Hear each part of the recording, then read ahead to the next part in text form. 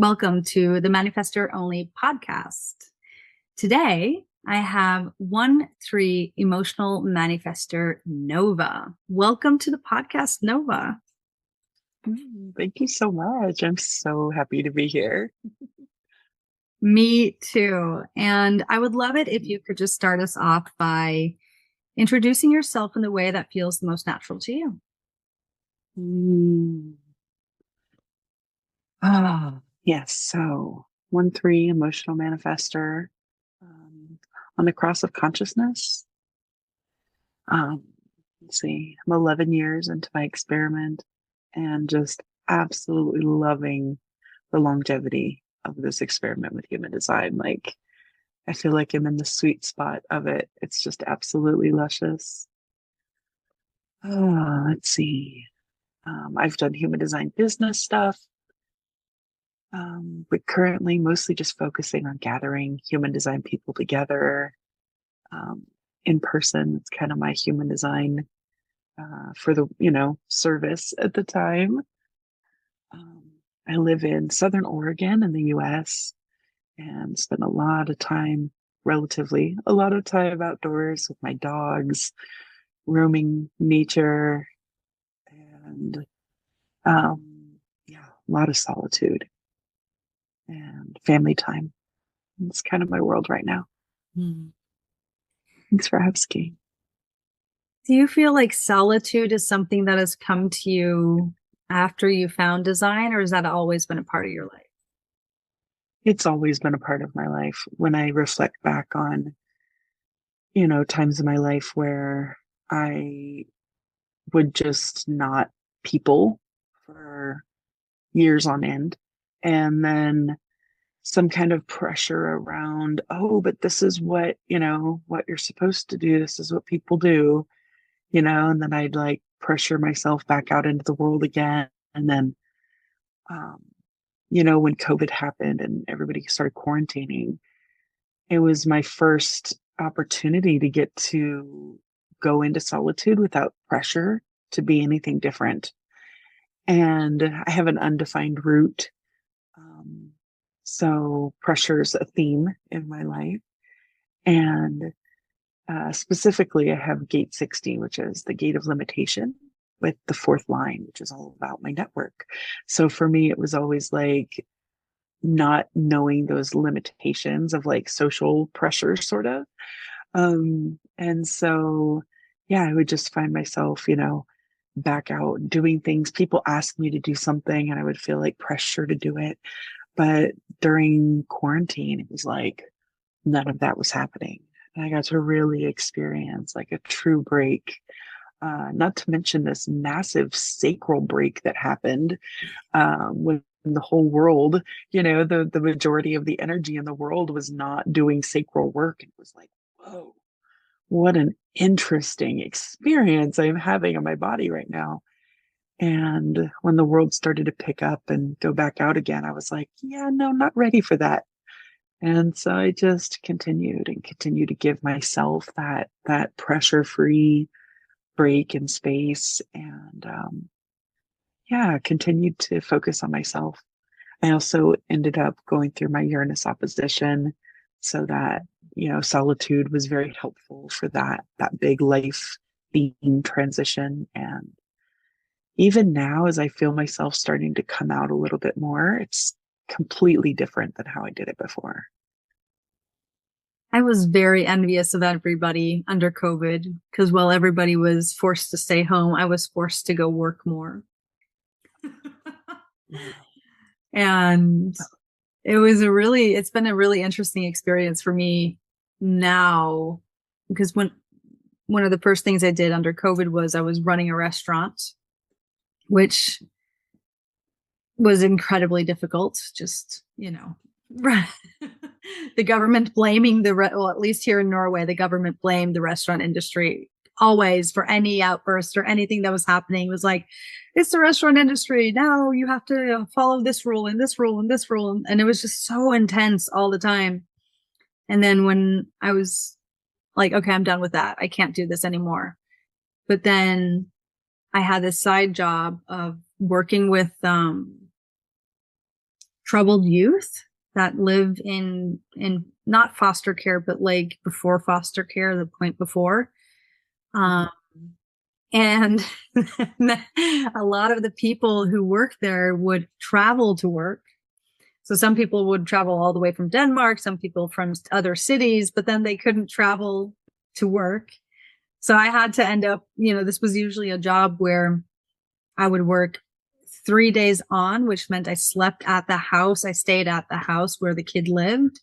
And then I'd have a week off, and then I'd be 4 days on and I have a week off. And that was kind of the way you would work. But then everybody got, either were sick or couldn't come to work. And I was at the most time I was at work for 12 days straight. And it's not like, it sounds like, oh, well, that's easy. You're just living in a house. But no, I'm living in a house with a paranoid schizophrenic person, for example, or a violent teenager, or, all of these special needs kind of kids. And it was so nice when COVID was over for me, because then I got to hermit, because then my job was done. Yeah. Wow. Wow. Such a different story. That is wild. But I was always like, because when my husband was one of the people that, got forced to stay at home. He's a wedding photographer and an international wedding photographer. Suddenly we can't travel. Suddenly we can't get married per se, because you can't gather more than so many people. And so I was just like jealous.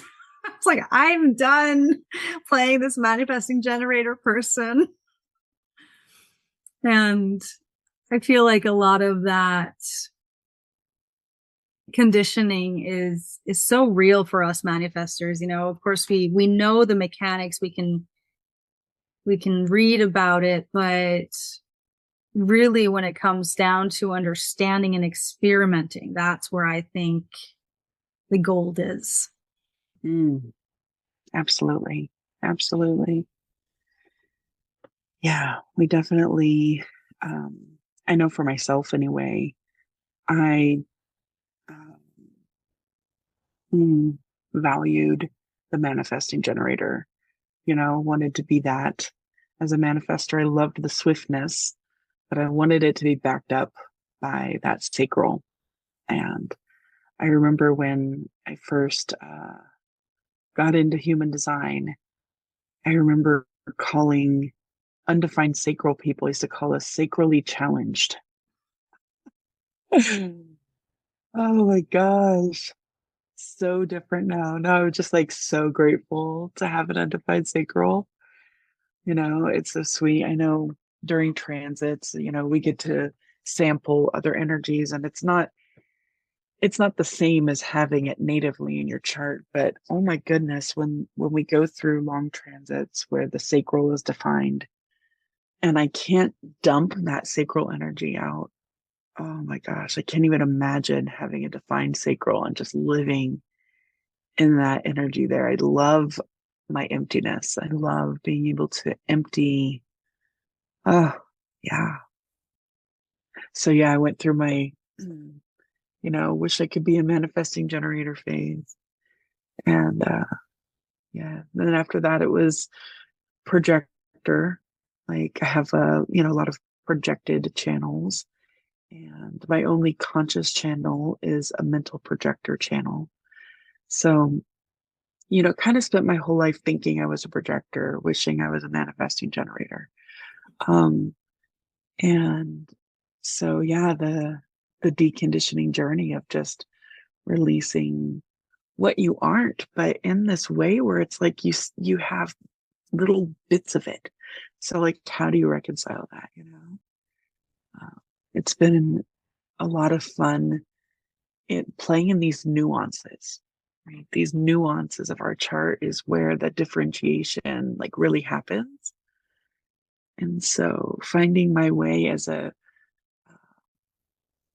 body manifestor, an unconscious, body. Like my body is a manifestor. My body operates as a manifestor.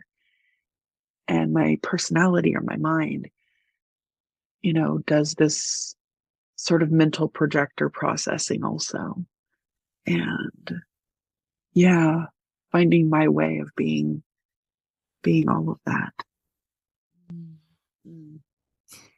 Yeah, that's such a good point, and I truly hope that people leave this podcast after hearing it and understand the differentiation is in the nuances. Mm. And I think that's so beautiful the way you say it, because like for me as well, I have the only conscious channel I have is my 4323, which is a mental projector channel. Mhm. And then my 1222 is partially red and partially black, which means it's unconscious. And then I have my 1949, which is completely red. And so my body is like, oh, emotional projector. My mind is like, oh, mental projector. And the forced marriage is a fucking manifestor, you know? But just really seeing how that's affected my life, and that pain of not being invited, the pain of not feeling recognized. But then when you put it all together, it's like, oh no, you're actually here to initiate. It's been a wild ride. Yeah, absolutely. Well, it's interesting too, as you're sharing that, I was thinking about how much raw I've listened to over this decade or so in this experiment. And I love raw. I love raw. I didn't when I first started, it was really, really hard for me. Um, it felt like we spoke different languages, and his rightness was very difficult for my leftness to follow. Um, Eventually, I fell very much in love with listening to Raw. I would listen to him though, and I would be like, "But that doesn't feel like me. I don't resonate with that part of that thing about being a manifester or this or that." And so then trying to be what Ra said a manifester is. And then later on, finding some nuance in my chart that explained why I was different than that generalized thing, And yeah, that's when I, really, like, really, really came into this understanding that we are our own authorities. Like we really are. Like Ra is not our authority. I'm a 1-3. I have 9 first lines in my chart. So I do a lot of the like deep diving, and it's a very slow process of very deep diving, to come to like really deep realizations of like the basics, right? The simplicity.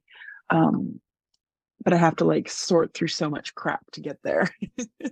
And I have like 6 third lines. So a lot of like doing all the things that don't work before finding what does.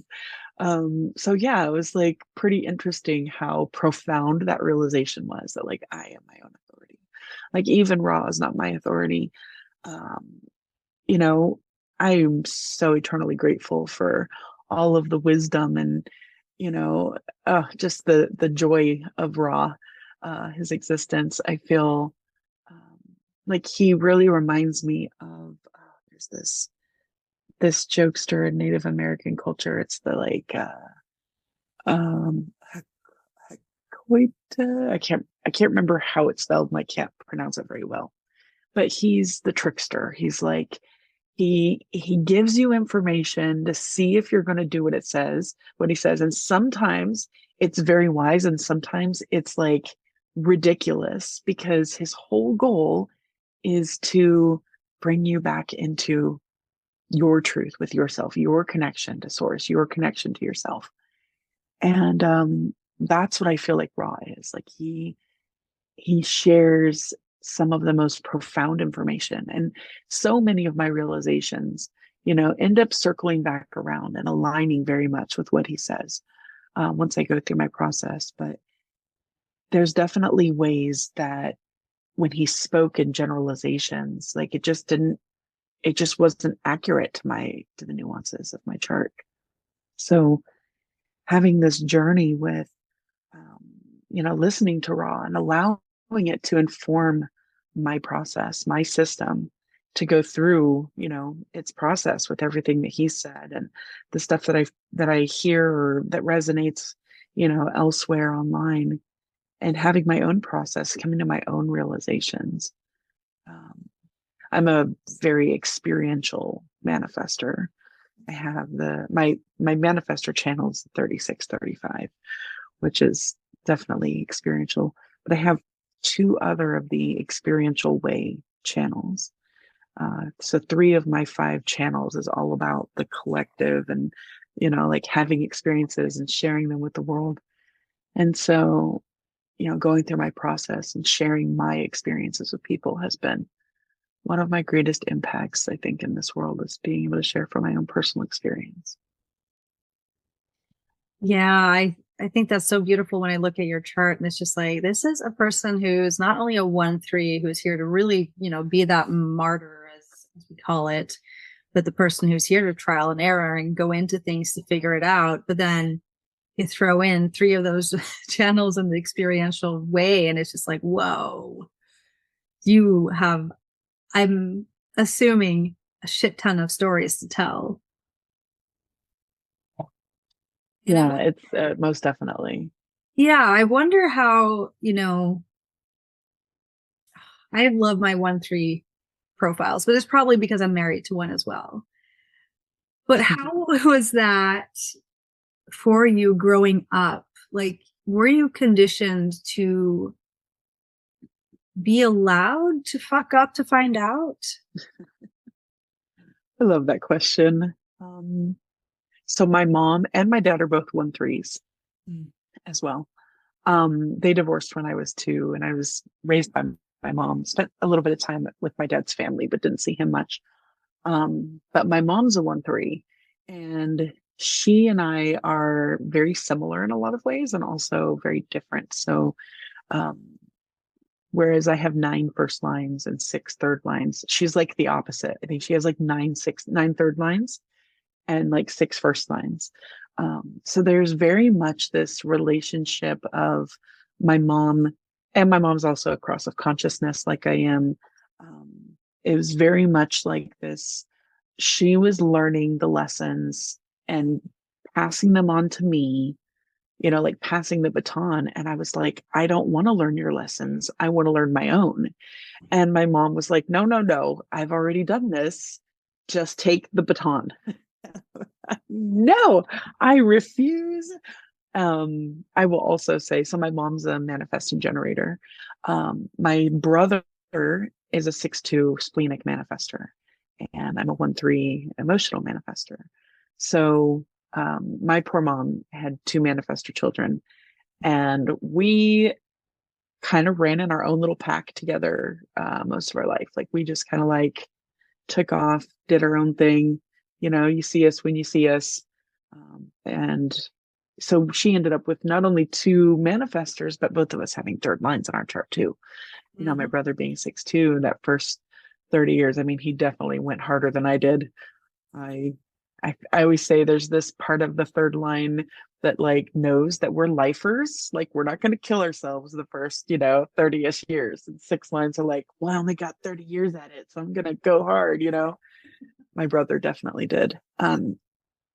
My kids are all fifth lines. I have a 5-1, a 5-1, and a 2-5.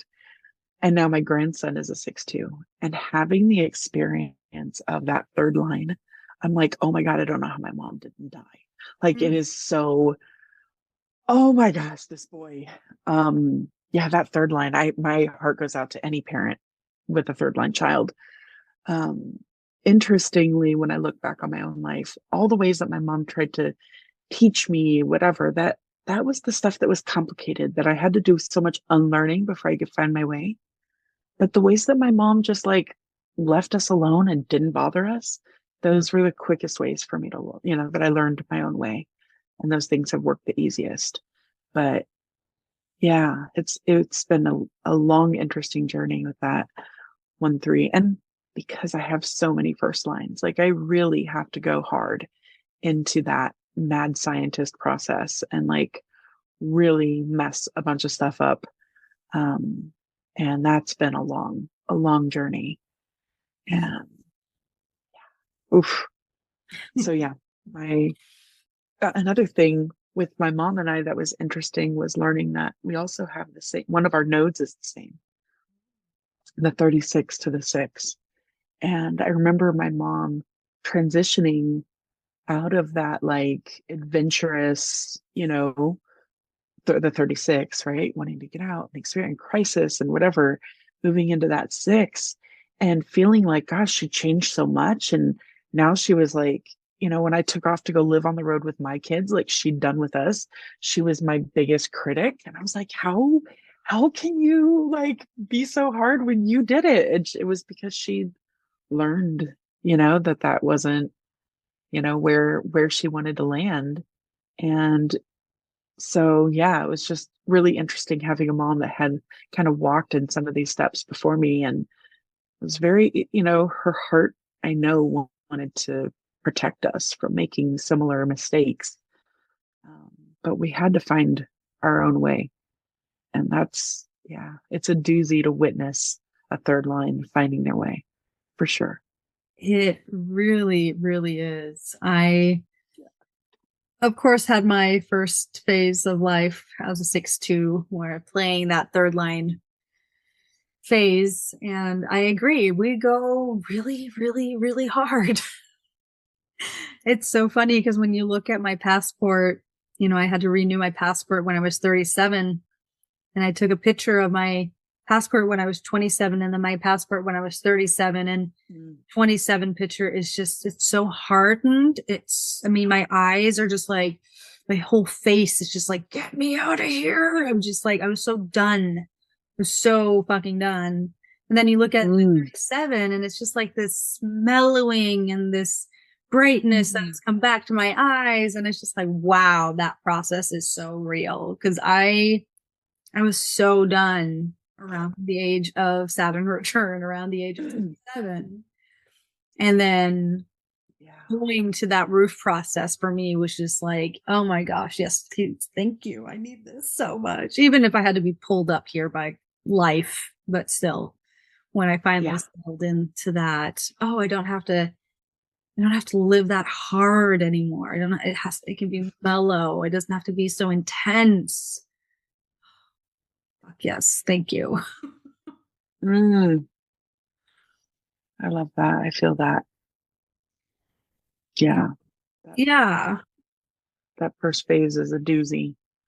Oh, yeah. A doozy is very, very cute way to say it.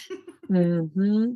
It's very intense, but I wouldn't be without it either, though. It's kind of like one of those things where it's like all of the fucked up lessons that I had to learn.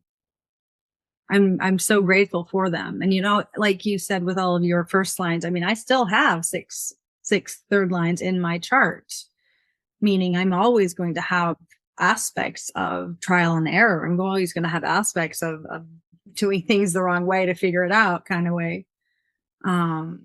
And then it's balanced out with six lines. So it's just like, yeah, it's just always going to be a part of me, but it doesn't have to be that intense as I think a lot of 6-2s have experienced it. Yeah.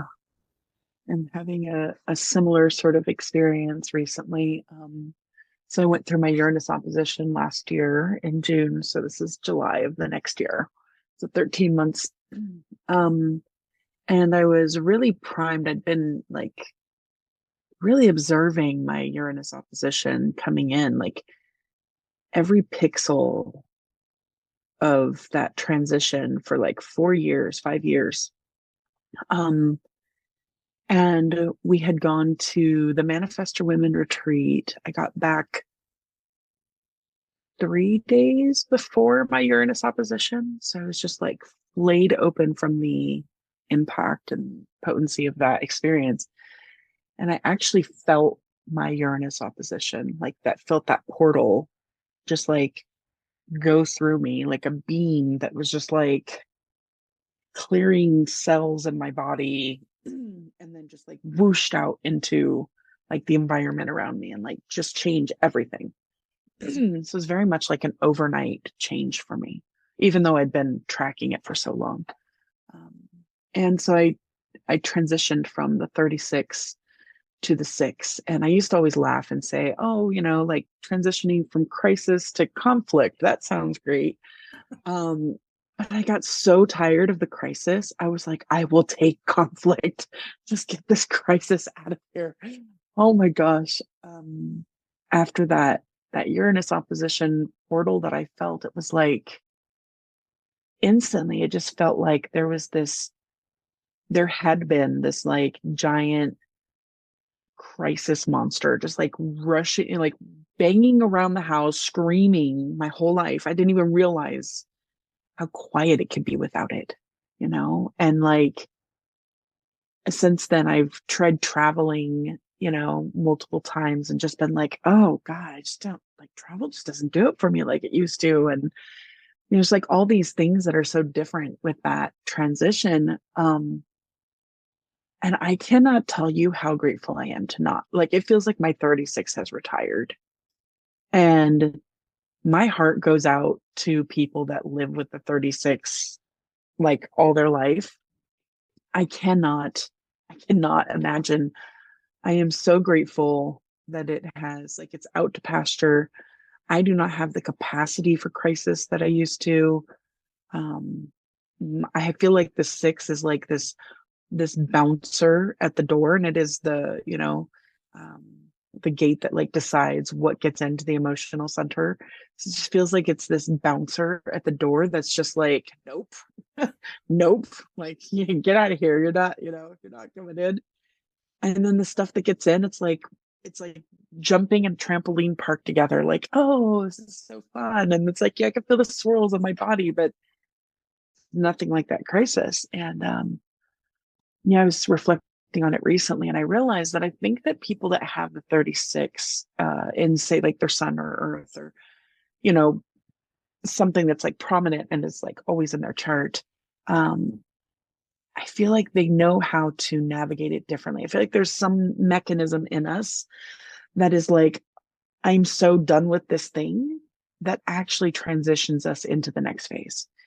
So like for you with the going up on the roof, it was like this sensation of like, this mechanism or whatever that you like had to go, get to this point where you were like, fuck this, Mm. and to like change, yeah, this 36 has been, again, like you said, I look back and I'm like, maybe I wouldn't change anything, but holy God, do I love this side of it. Mm. Exactly. Exactly. I wouldn't change it, but I'm very grateful it's over. 1000%. Yeah. Yes.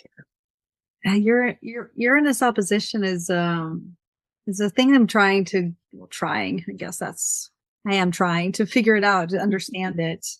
Because I'm like 5 years away from my Uranus opposition. I won't.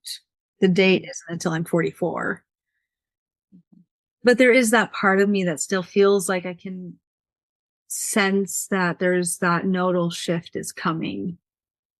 My personality nodes are my 4323. So that's kind of just the way I've understood it, at least. There's not going to be a big to one side or the other because it's a channel, one of the three node channels.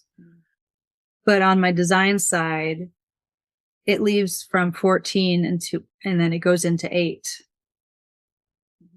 And there is that sense of just like, okay, still having that background frequency of individuality.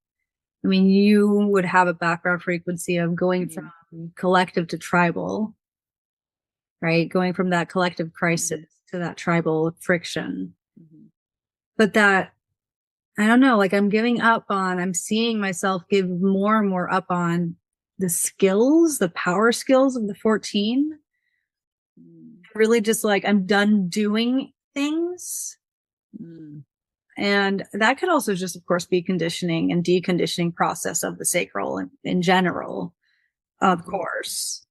But there is this sense of feeling that it's right around the corner, Yeah. Yeah. What was it like for you though? Yeah. So I had in my south node, the 36 and the 22. So neighbor, neighbor emotional gates. And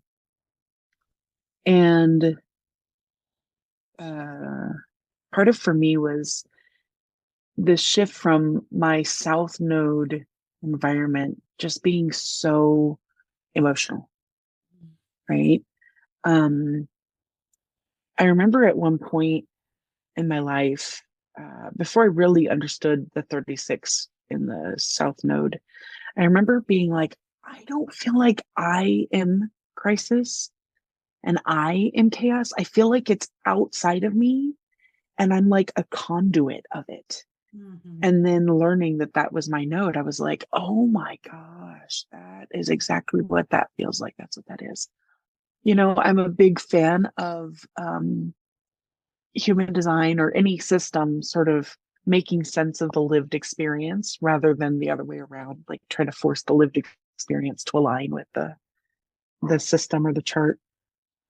Um, and so for me, it was very much like witnessing things and shifts and changes in my life and in myself, and then going to my chart and being like, is there something in here that makes sense of this? Oh, this, okay. And then just kind of observing that for a while. And that's why I just observed so much change over those years.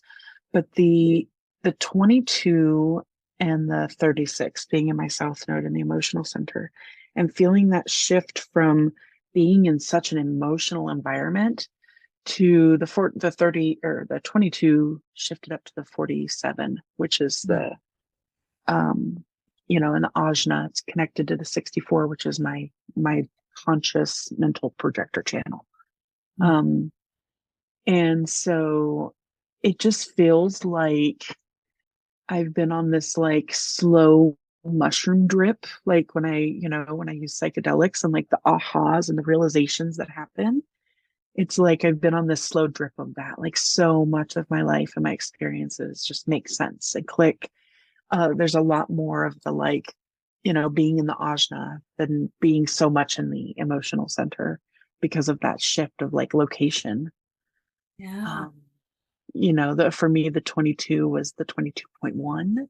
So it's the second class ticket. And I was spending so much of my life just being one step down from my favorite in all the things, just like never feeling I could actually attain my actual favorite.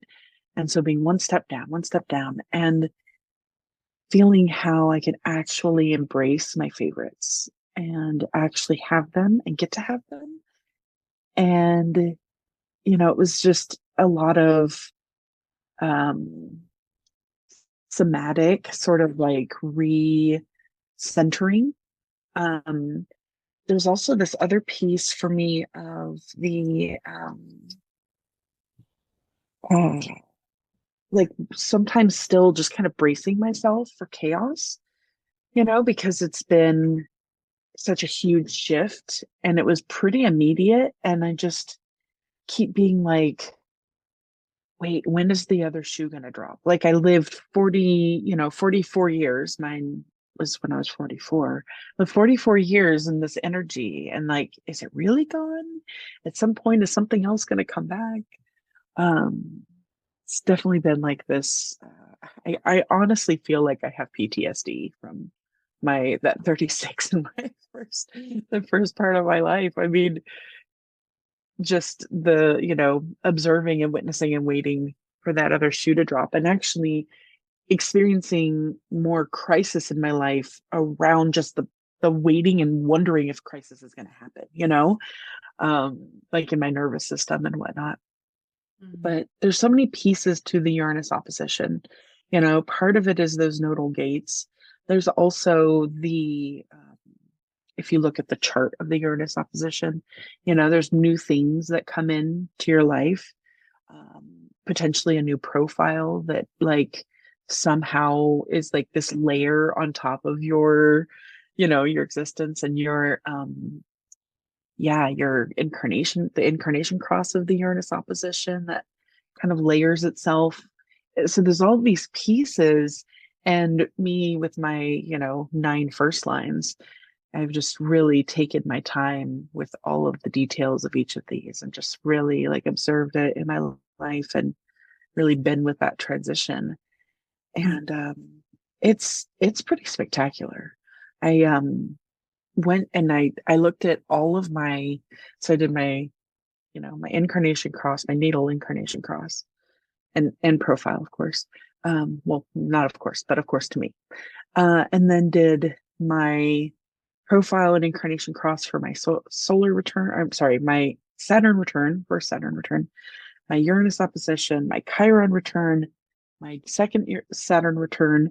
Just kind of like got this idea of this like trajectory of my life, right? This overarching trajectory of my life. And it's just, wow. I'm like, wow, I get to live this life. Like this gets to be my life. It's really spectacular and fun. And yeah, I think that's, when I get to, oh, sorry, continue. oh no, I was going to say when I get to like let go of the stories of what I want it to be, right? I get to like really love what it is. Yes, that is exactly where my point that I was going to say now was like, it's so beautiful when we can just see it for what it is and really just leave those expectations at the door of like, what is my life? What do I want my life to be? And instead really just surrender. And I feel like, when I watch you, especially on Facebook and just noticing, how you share and what you share, it feels to me to be this very much surrendered to the fact that there is no expectations, which is interesting for me for a person that has the 35-36 with that emotional wave of expectations. Mm-hmm. And I would love to hear you speak to that a little bit if you would like. Gosh, I love that. Yeah. So let's see. There's something that you said. Oh, one thing I want to say before I share that is that I have a defined spleen. And, since childhood, I've gotten these like splenic hits of like what was coming, right? Like the future. And so it's really interesting the way the spleen works. Um, the spleen, you get this like splenic hit about something, and then the mind goes up and makes a story about it, right? And then we get attached to actually what the mind says. It's so interesting to see how so many of these early splenic hits have actually come into fruition, but they look so different than what my mind had decided they were going to and what I spent so much of my life attaining, aspiring to attain. Um, you know, I do have the 36-35 very much, wrapped up in expectations, and I have it's unconscious. So it's like, I don't even know that I have an expectation until I'm plummeting emotionally because that expectation wasn't met. Like that was so much of my life. And I spent, as a good 1-3, spent so much, of my mad scientist experimenting, trying to figure out how to not have those plummets, right? And trying to figure out like how to be aware of my expectations, how to not have expectations, and blah, blah, blah. And I got to the point where I was just like, I don't have a choice about this. Like, it's okay to have expectations. It's okay to plummet. And then it was like, once I came into that radical acceptance, then didn't, I wasn't suffering over it anymore. Like one of my favorite things that Ross says, he says, there's no suffering in anywhere in the chart. Even the cross of struggle, or I'm sorry, the channel of struggle it's not the channel of suffering. Like suffering is not like our body doesn't really suffer. Our mind suffers. Creates these stories and these things about how it should be and whatever. So one of the tools that's been really helpful to me in this like deeper surrender to what is the work by Byron Katie. She has this book called Loving What Is. It was a very potent part of my process of like just checking those stories and being like, wait, is that true? Is that story that I'm like freaking out about, is that true? And, you know, loving the ride, like loving the emotional, process. Um, Coming to Oh my goodness. I sat down, goodness gracious, I think it was like almost 6 years ago now, in front of Barbara Ditlow in Austin. She's a self-projected projector that studied with Ra and just, 30-ish years in her experiment. She's just phenomenal. And she talked about surrender. She talked about, you know, the crux is comparing ourselves to others, and the whole point of human design is around surrender, surrendering to your authority. And listening to her share that, I just felt myself initiated into an experiment with surrender. And it was such a challenge in the beginning. My mind would like struggle so hard. I have a very strategic mind. I have my variables are PLLDRR. So a strategic mind, a focused mind, with a relaxed body, like a total right yin body, and my mind would just try to come up with all the things. And my body was just like, no, we're not doing that anymore. Um, but the struggle and, around, I also have a defined ego. So like coming up with some idea of something and wanting to like commit and make it happen. And just feeling like it just like a cat just like knocked it off the table. Like, haha, aren't you funny that you thought this thing was going to happen? And I'm like, you know, um, and it was hard to surrender in the Mm. beginning, but my God, I love living in surrender now. I absolutely love it. I couldn't do it any other way. There's been so many, you know, hints or clues along the way, like things I've come across that have really supported this. One of them was this understanding that, like, when you look at nature and you look at, like a tree, there's no like forcing it to like grow leaves and the leaves to like, you know, start to wither and die and then land on the ground and become part of the compost for the earth. And like this whole process, there's no forcing it, but like somehow we think that we need to force our processes. Like we think that like nature isn't, um, smart enough for our processes. Or, for me, it was very much surrendering to like this cosmic plan and trusting that it knows more than I do. I mean, I have rallied against the bars of the cosmos, just really, pitched the most gigantic fits against realities. And, sure, I did it. Didn't change anything. But what I found is that surrendering to being the part that I am of this cosmic plan and, you know, my authority giving me the information around what decisions to make, what initiate to through me, what to initiate through me, you know, what to let go of. It's like, mm, it's so much sweeter. This authority surrendered life is so much sweeter than all of the forcing and mental gymnastics and contortion that I did to try to make things happen and the ways that I pressured myself. And oh, yeah, Mm. like, and my life is so much more peaceful and so sweet. I feel like I'm in the chef's kiss in life, like just the sweetest, sweetest spot when I let go of trying to think I was the authority over what was best for me. And I allowed my authority to be my authority. And what it has brought me to is just phenomenal, spectacular. And we had talked about, I can't remember if it was on this, recording part, but we'd talked about earlier at some point today about the, oh my goodness, I was just trying to recall that so hard. I forgot what I was going to say. Um, I guess it's gone.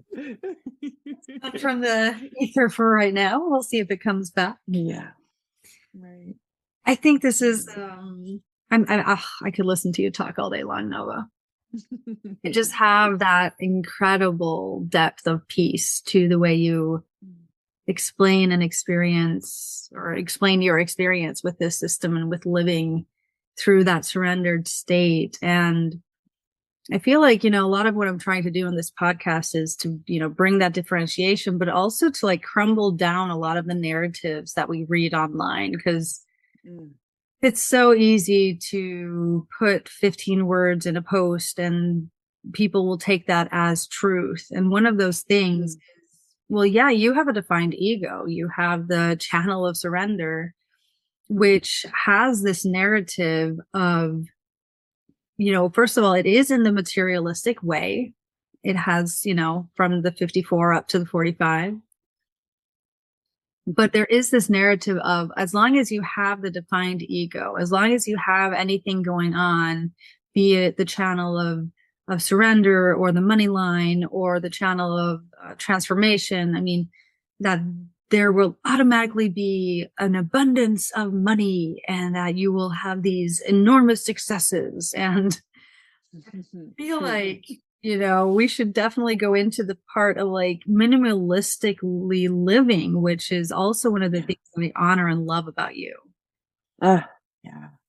Gosh. And and that is what I was getting to that I forgot, was that we had talked about how coming into human design and thinking, I'm going to learn human design to have a more successful business, blah, blah, blah. Right. Surprise, human design is not actually a tool for that. It is a tool for, living as you, which can be very different than what it is you think you want. I have a defined ego, and, there's definitely these stories that I've had around, how, how I want to live, and like these intuitive thoughts or hits or whatever about, what I am made for and blah, blah, blah, blah. And there's, we live in a society that's saturated with this concept and understanding of like wealth and whatnot. And I will say 100%, I do feel that each of us is naturally here to live in some sort of affluence, but when people hear that, they think of money being like, I don't know, maybe it's the way that the society is structured and money being like more valuable than other resources. For me, it's like I have learned and I've experienced just abundance and affluence and all of the magic in every resource. People and, just the capacity to be able to resource and all kinds of things. One of the things about being a manifestor that's different than the other types is like the other types, when they do something, then they experience their strategy, or sorry, their signature. So it's like, for a generator experiencing satisfaction, it's about using their sacral and like doing something, creating something, whatnot. For projectors, there's like an addition of like, working with people and helping them experience success. For manifestors, we're not like, peace is subtractive. Like the more stuff we can get rid of, the more peace we experience. I learned that from Adrienne Roach, by the way. That's not originally mine.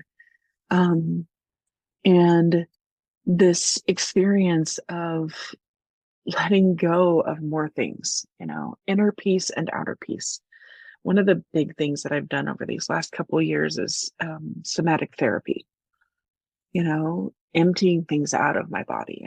Again, this, third line body with so much stuff stored in it, so many, experiences, and just releasing and emptying my body out of, debris that I was carrying.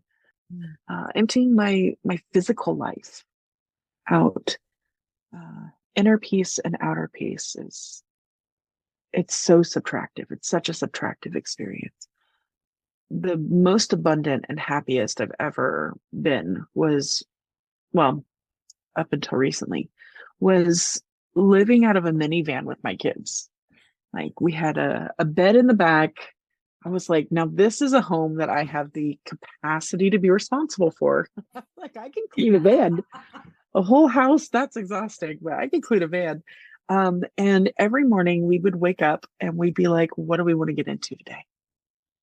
You know? And sometimes we'd want to do something local. Sometimes we'd be like, we're done here and move on to the next, you know? And so we just kind of follow our nose to whatever might be next. And we did that for 3.5 years. Mm. And it was incredible waking up. I mean, just the simplicity, the moments of like condensation on the windows with like the lights of, something. If we were in a parking lot and there were like lights from the businesses through the window and it looked like art, like those moments are like what life was about for me. And so it doesn't take a lot to have that kind of peace, There's so much in our lives and in the world and even inside of us that can be debris that really gets us hung up on things that are what we're not here for. As manifestors, we're not here for success. We're not here to have successful businesses and successful blah blah blah. That's projector stuff. And I mean, some of us have projected channels, and so it's maybe a little harder for us to like really grasp that. There are ways that we're here to operate in projectorness, but our aura and our strategy and our type and our all of that stuff is we're manifestors, and peace just is different than success. It's different than satisfaction. It's even different than surprise. And not that we live in an oversaturated world of reflectors that we can think that we need surprise, that's our signature. But yeah, very common for us to think that success and satisfaction are what we're here for. It's just really not. Yeah, I was talking to a reflector friend of mine about this exact thing where she was saying that she's had this grieving period going on because she finally truly realized that she would never experience satisfaction in the way a generator does. She would never experience peace in the way a manifestor does.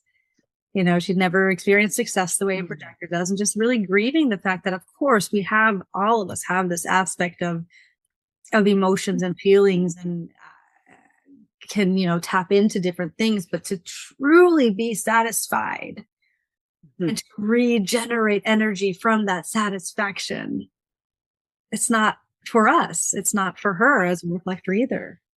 Yeah. I had a similar experience when I went to immersion. I think it was like 3 years ago now. Immersion is with Marianne Winiger. She also studied with Brahms, like 30-ish years into her experiment. Sacral generator. Oh my goodness, I've never felt a sacral like that woman's sacral. Holy goodness gracious. Yeah. I remember sitting there, and so it was a group of, I want to say maybe 30-ish people. And there were two of us manifestors, one reflector, and then, the majority were generators. And then there was, projectors. And the proportions were actually pretty accurate to the population numbers. But so we're sitting there looking at all of these generators and these projectors. And so one of the things we did was this experiment, or they did an experiment where they, really feeling into the mechanics of the projector and generator connection, right? And I'm sitting here witnessing this thing, and it's like I feel like I'm watching people have sex. Like it's so intimate, this like energy mechanic locking into each other. I'm just like, whoa, this is this is really wild, to witness this. And yeah, it was so intimate. And I just was like, wow, that is not me. Like that will never be me. Like nobody's getting in like that. And I'm not letting anybody in like that with this aura that I have. Right.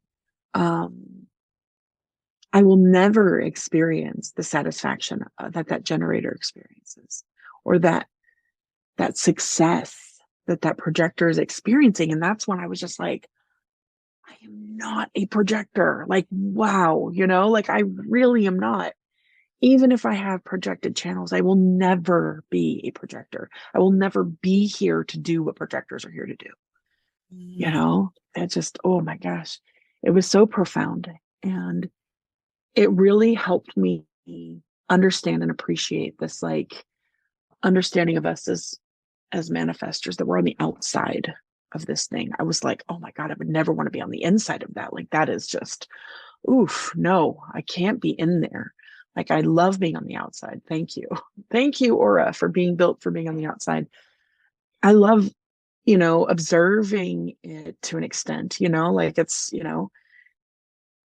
yeah, the world does this thing, right? Like 90% of the world or so does this thing together, this projector generator thing. And it's beautiful. And I'm just not it. I'm not it. And I suddenly didn't have any sadness about being on the outside, because that's one of the things with manifestors. Like we do have these shared themes that we experience based on, these very simple things that we have in common as manifestors, our aura, our, our strategy. And then we have these themes. And these themes are like two sides of the same coin. You take this theme of like being on the outside, and it can either be a wounding or it can be empowering. And I just felt that flip when I was there. I just was like, I, felt so sad about being on the outside. And all of a sudden I was just like, oh, I'm so glad I'm on the outside. Like, oh, thank you. You know? Um, yeah.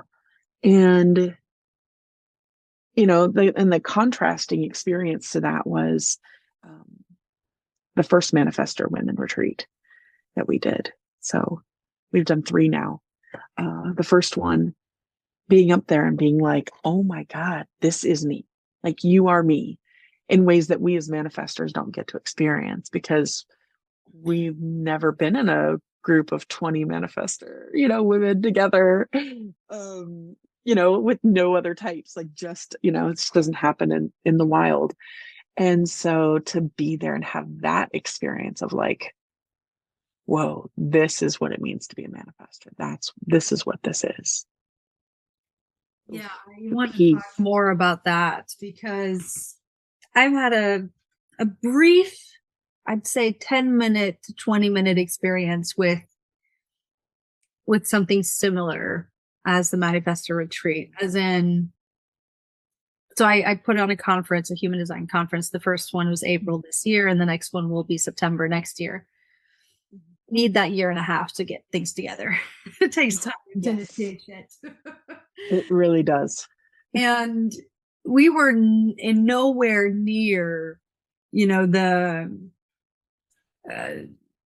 the 8% and the 1% and it was 44 Right. people, and there were 7 manifestors and 5 reflectors and a whole bunch of projectors and a whole bunch of manifesting generators and like 1 or 2 generators, like no throat to Yeah. to motor connection there. And it was just like, shit.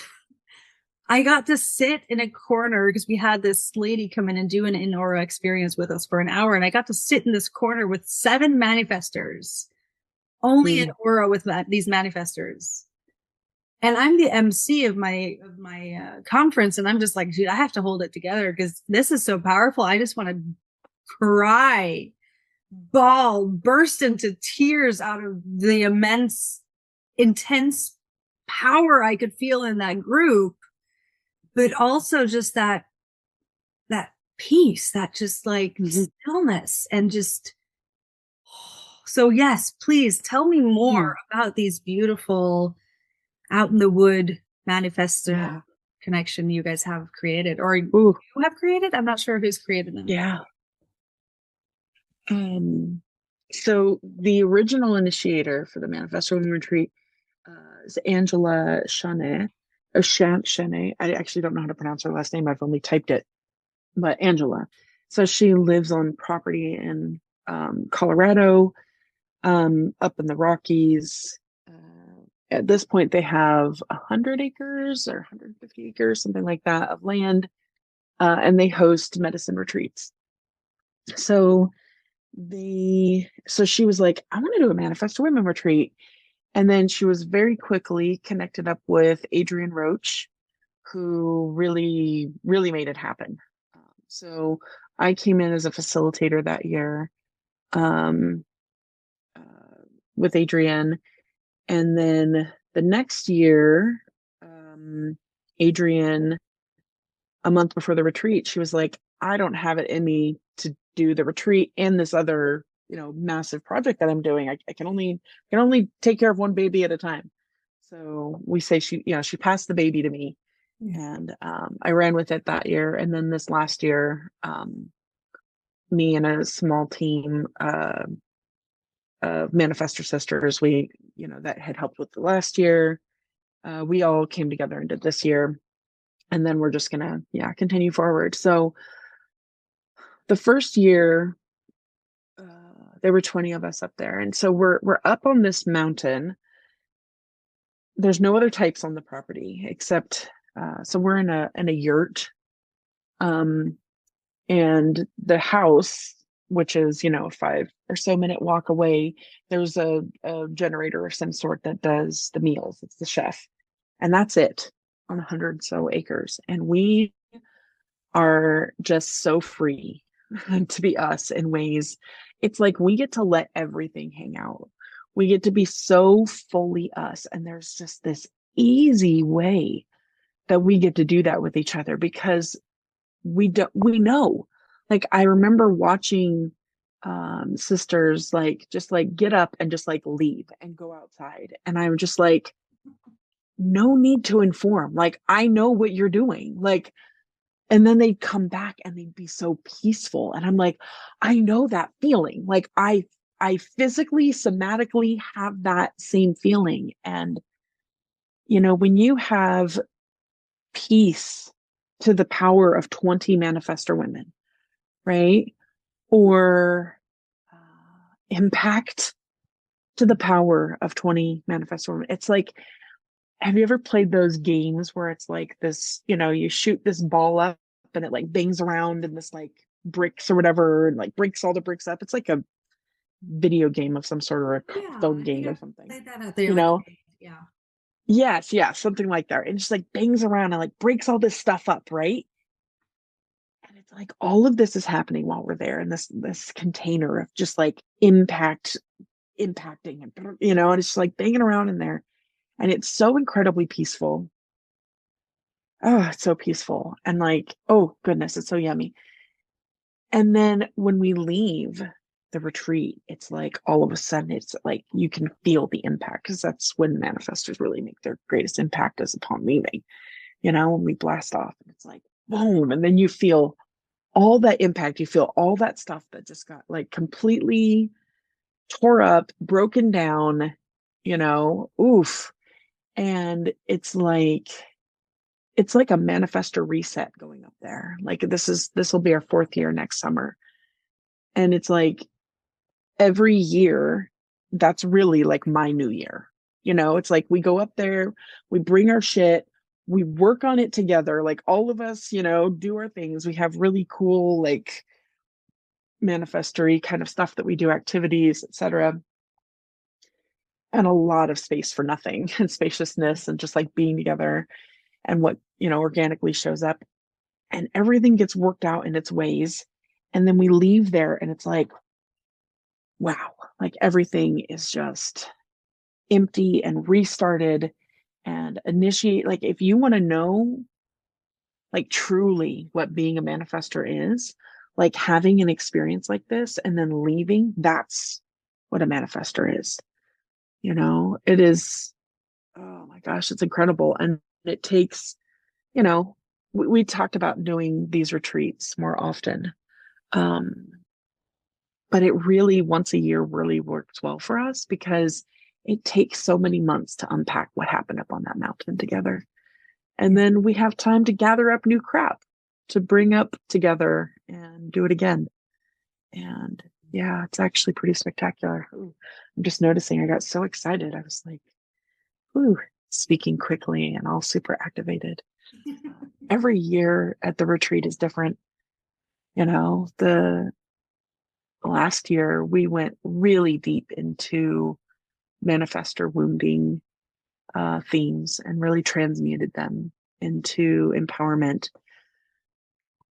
We did this activity called Take Up Space, and like really somatically learned how to take up all of the space. We have these, as manifestors, we have these, dense, repelling auras and these life experiences that can often leave us wanting to be, smaller and less, like the elephants that we are, right? Like as elephants, like you just step and everything shakes. It just happens. It's just the reality of it. But we try to be mice, we try to like, I don't want to shake anything, so we just like really cave into taking up space. And then this year, we just went, my goodness, I ended up realizing after the retreat that I've been dealing with long COVID all year. I Yeah, I was in this very low emotional state for a while, from the COVID, the depression and whatnot, and like physically just so tired and cognitively not, 100%. So I'm traveling to the retreat and I'm just like, wow, how is this going to work if I'm like, sort of I don't know, the head sort of, person of the retreat and like moving things along. And I was just like, well, one of the big things is we meet ourselves where we're at. And so just trusted that it was going to work. And this year was like the most peaceful retreat of the 3 years. Like it was just so peaceful. All of us just got so much like rest and connection and ease. And yeah, it's so powerful. It's like each of us, so we called this year the collaboration of queens, with this understanding that each sister brings their magic and their potency up there. And so even as the, I don't know, quote unquote head or whatever role it is I play in it, I'm really just like more of a container holder. Each sister brings such potent magic, and we just kind of like surf this flow together through the retreat. And yeah, yeah, it's incredible. We're away from all the other types. We get to like really fully let everything out and be us. It sounds like an absolutely magical experience. It really is. When you first were talking about the experience that you had with the other manifestors at your conference, I actually was feeling myself getting choked up because I know that feeling of like, holy shit, like these people have the power that I have and they have the peace that I have, but then like in a group, like it's so hard to find words to really, to really speak to the experience. It really is a very like somatic experience. It's a body experience to have. Like you go and you sit in this space and it's like nothing that, yeah. The first time we went, when I came back, I remember writing down like, how could we ever really be manifestors without this kind of an experience? To know what manifestor is through this experience. We live so much in the soup of all the other types and so much is muddled, you know, and we have this idea of what being a manifestor is. And we have these experiences, that we can like reflect on, but they're still in this giant soup of all this other stuff. And so being in this space with other manifestors, there's this freedom and liberation that we get to have with ourselves and with each other. I mean, that's one of the biggest things. Like we're all having our profound experience, in this space, but also just the being able to communicate with other manifestors. It's so easy. Like we had a bunch of weird stuff happen with like airlines and whatnot as everybody was traveling in to the retreat this year. And one of the sisters, like all day long, were just like popping up messages like, oh, and now my flight's delayed. And oh, I'm being rerouted to such and such. And oh, I've been sitting in the taxi area for an hour and a half in this airplane waiting to take off, whatever. And it was just like, it was all just informing. Like, there were no like questions or trying to tell anybody what to do. It's so incredibly liberating to be in a space where all you're doing is informing and like being informed. There's no like having to activate a generator sacral or worry about inviting a projector or, I mean, reflectors are so easy, like, in the sense of like, they're like on the outside with us, they're like our cousins, and so they're, that juxtaposition of time and space, can be easier, like it is with manifestors. But yeah, not having to like feel responsible for, you know, moving energy for, the other types to have other things to do. Like there's just this way that we get to just drop so much and just be us. And then we get to like really be us. And then we like leave. I mean, gosh, this year we left and we were so angry. Like so much. Like I remember when we left, it's the first year. Usually I drive out there and back. So I have like 3 days to myself in my car. This year I flew and we stopped to get food first. And I remember walking into this place and just being like, God, the world is so peoply. Yeah. Like, wow, there are like a lot of people in this world. And I just couldn't help but feel it. It was like I could feel the whole world, like its incorrectness for me, and I was just like so angry for like 4 days, just like raging. It was like just burning off, the shit of like, conditioning and whatever that I've been living in, being born into this, this soup. And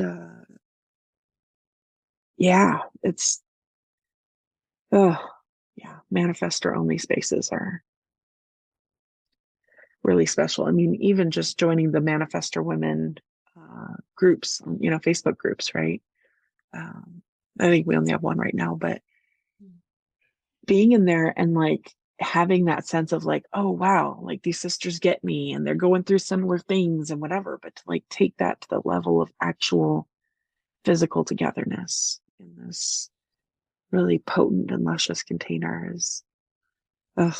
And I'll also say at the retreat, like we really want to just like nurture and nourish and like care for these manifestor sisters. We have this incredible chef that just makes the most delicious food. Mm. And, the space that is just so beautiful. And we're in nature and, we really, I'm a 1-3, just constantly refining this retreat experience for manifestor women. So it's more and more correct. And, next year we're really going to be honing in on the difference between the right bodies and the left bodies. And just like every year we just like add more to our experiment. You know, it's really sweet. So like when the sisters come to the retreat, like pretty much everything's taken care of. They're like in this like, just do what feels correct to them, honor whatever initiates through them, be fed and cared for and nurtured in all these luscious ways. It's oh yeah. Mm. I'm feeling transported back there now. I can hear in your voice and your rhythm and the words you're choosing here that this is your baby. It means a lot. And I truly hope to experience it one day. I've seen it for the past 2 years. Just following you and Adrian on Facebook and just being like, yes, this needs to be in my trajectory someday. Please. That is so special. And so Pavaka, I don't know if I'm pronouncing her name correctly, but she did one in Crete this year, and they're intending to do another one, I think actually later this year, for Manifestor women also. So that's another one in Europe. The sisters that are out there, it is so highly recommended to come experience these. And I also tell sisters, if they want to, if initiation is moving through them, to start one, I am totally here to help support them in that too. Like, we need more of this stuff in the world, and I am of service to do that. Yeah. We also, this spring, we did an all types retreat in Austin. There was a somatic human design retreat, and that was really powerful. We had a similar experience like you did, where it was mostly undefined sacral people. Sacral people were the minority, and what an interesting experience for them, right? We hosted a projector dinner one night, and I think at our peak we had probably 20 or so projectors, and had 4 manifestors total. We didn't have any reflectors, but then we had like maybe 10 generators, and they were so uncomfortable. It was great. In this giant circle with so many projectors. And it was like every time another projector would show up, it was almost like breathing, like the circle would like expand, and like open up space, and they would, sit down, and then more would come. And as the circle kept growing and expanding for them to come join us, there was this deeper, like, nothing to do, which was such a relief, to get a break from amplifying the sacral energy, right? And then it turns out later on, the generators shared that they were like kind of losing their shit in their seats. Like, there's nothing to respond to. What do I do?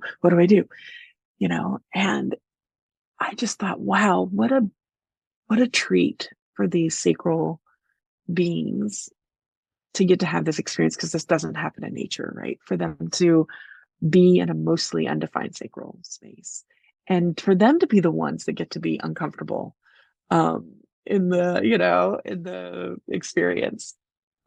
And yeah, it was such a treat, and it's a really profound experience. There's something, we live in a world of all the types, right? Like, I call it the soup, I've called it the soup on this talk, but being in a space where each type is operating correctly, the mechanics of that are undeniable. It's so clean. And again, like, getting to feel that sacral satisfaction is luscious, like correct sacrals, that satisfaction, and the sweet success of the projectors, and the peace. I named our cabin, because we had separate cabins for each of the types. I named the Manifestor cabin the Dragon's Lair.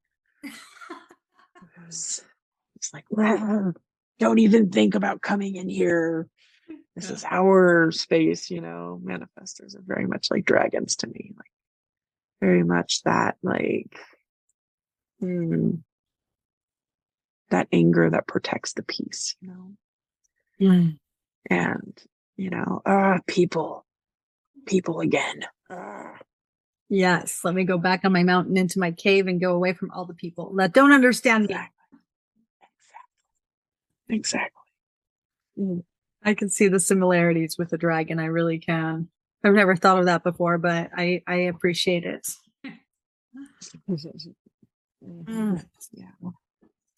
Yeah, I'm excited to see.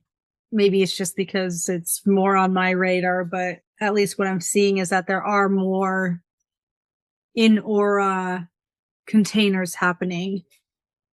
And really, when I was at my conference this year, it became so real for me how we can learn about this as much as we want. We can fill our brains with it. Mm-hmm. But it's not until you're in a room with other people who also are experimenting, who also mm-hmm. are in this system of trying to see life through this lens, where you actually get that training ground, that practice ground to discern your own being and really get in touch with, oh, okay, I'm this and you are that. Mm. Yeah, it's truly important, I believe, for the full experience of the experiment. Yeah. Oh, without a doubt. We live with the most human design, access to the most human design information possible now. And so many people are just churning it over in their minds and, trying to figure it out intellectually, and having these spaces. And this is why we focus on somatic human design. The focus is on the body experience of human design. When you're in spaces like that, when you're with people and you are having somatic experiences with human design, it is greater than any words.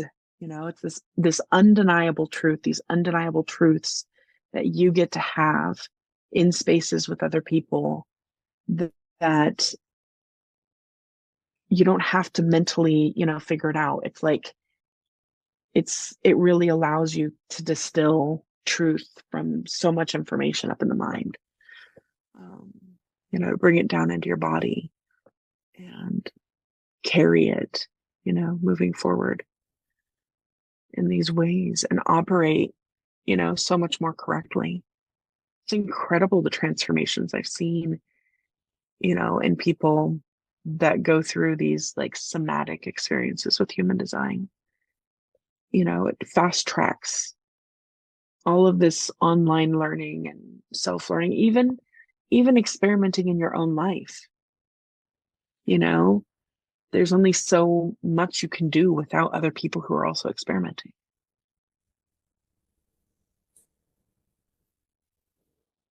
I feel like that is such a beautiful place to start wrapping up this conversation. But I want to ask if there is anything you feel needs to be added, or anything you'd feel like we didn't touch on that you would like to speak to today. I feel so complete. This has been so luscious. I really feel like I got to really touch on all the things that are really alive and really important in my life and my experiment right now. I feel so grateful. So grateful for this opportunity. Yay. Well, I'm also incredibly grateful that you wanted to share this time with me and share your experienced wisdom with the people that are listening to this podcast. So if anybody listening wants to get in touch with you, would like to work with you, would like to hear more about these Manifestor retreats that you put on, or anything else, how and where can they do that? Yeah. So anybody can find me on Facebook, Nova Om, O-M. If you send me a private message and let me know, inform me of your, intention in Facebook friending me or anything like that. It's very helpful. You can also find me on our website for our business is Soma Sync. So it's SOMASYNC, somasync.org. And if you do /Nova, then you'll see my page to connect with me about working with me in whatever capacity is available. I'm constantly updating it to reflect where I'm at in my life, um, what I'm doing with people or not. The Soma Sync is where you can find all the information on our retreats. That's my favorite thing to do with people right now is connect in aura and, focus all of my energy on gathering people together to have these experiences. So I'm doing less like one-on-one type of chart readings and coachings and whatnot, which is brilliant, honestly. I've been doing that for 10 years and there's so many people doing it. And I'm like, oh, good. Like, passing that baton on so I can do what I'm here for now, which is, yeah, really gathering people in person. We also have a local community here that we're, you know, beginning to get started here also. Somatic human design locally. So we have these, big national and potentially international retreats. And then we have like our little local community. And yeah, I mean, the sky's the limit when it comes to gathering people. As long as I don't have to travel. I'm figuring that piece out still, but Amazing. Well, I will put all of this in the show notes so it's easy for people to find. And I just want to say thank you again, Nova. This was such interesting and intriguing and beautiful conversation. I feel so grateful for how easy it felt to be in my body during this conversation, how effortlessly and beautifully everything just expressed through me. I really appreciate spaces where that comes so easy and it feels so pleasurable. So I feel really grateful for this. I'm grateful for people to get to hear it, the impact that it might have on them. And yeah, it's just such an honor as a manifestor to have these opportunities to make the impact that is so correct for us. So thank you for that.